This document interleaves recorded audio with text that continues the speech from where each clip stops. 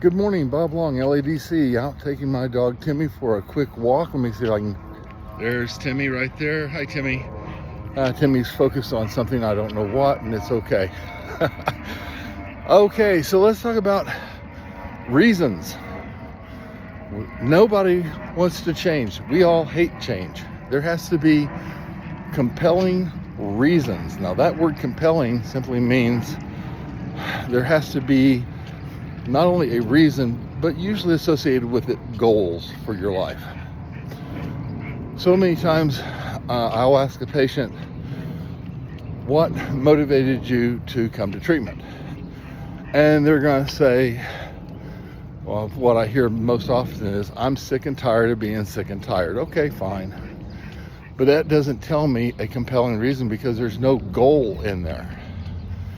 Or some people say, I'm here because I can't pass a UA and my probation officer or drug court or whatever sent me to residential treatment. Okay, tells me that that is not an internal motivation, that is an external motivation. And you would think this would be a compelling reason because I want to save my marriage. Sounds good on the surface, but does it sort of have a goal? Yeah, you want to save a marriage, that's a goal. But that's not a compelling reason, really. So what is a compelling reason? If someone were to ask me why I entered substance abuse treatment, I would say because I want to regain control of my life. I do not want a substance dictating to me what I say, what I do. I don't want that substance to rob me anymore of my freedom or of financially or take away relationships. Those are really compelling reasons to quit using drugs and alcohol. You have to understand. Good morning. Other walkers out and my dog is going crazy. All right. You have to understand that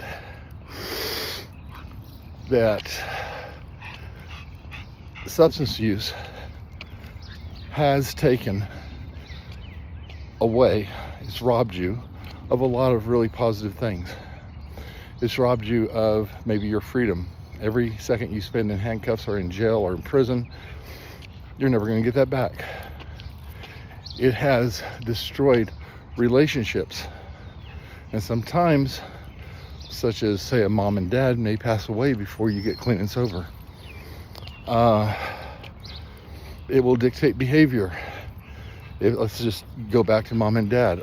If mom and dad were to pass away and that little voice of addiction tells you who's going to blame you for getting drunk or getting high, and so therefore you go do it, I'll be the first one to tell you that if getting drunk would bring someone back from the dead, I would be pouring the bottle for you.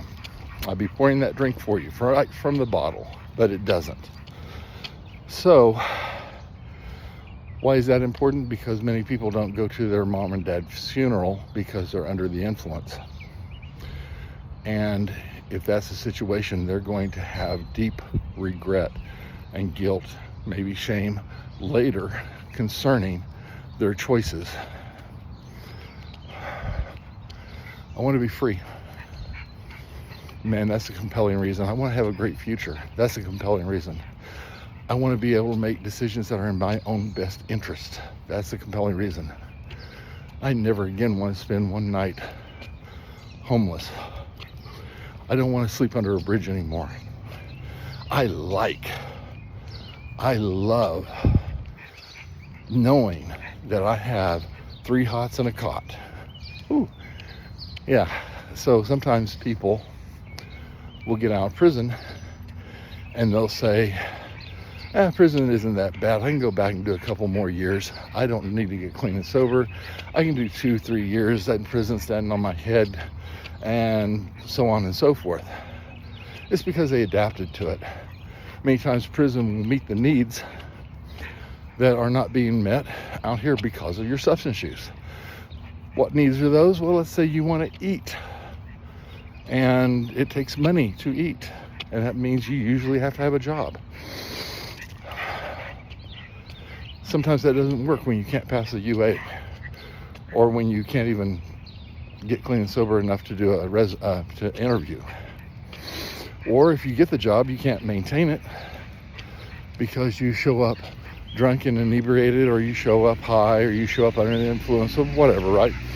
So in prison, you know you're going to eat. In the Army, we knew we were going to eat 3 hots and a cot. We knew that we had shelter. We knew that the barracks wasn't going to had regulated thermostats. We didn't have to freeze in the winter. We didn't have to sweat like pigs in the summer, except when we went out to the field, which is a totally different other story. So what is your compelling reason for change? If you just say, I'm sick and tired of being sick and tired, well, I got news for you. You're here, you may come to a place like a residential treatment for 15, 30 days, whatever, and you're taking a break away from the consequences of your life, consequences of your decisions that you have made. If you say that's your compelling reason, no, you're just taking a vacation from your problem.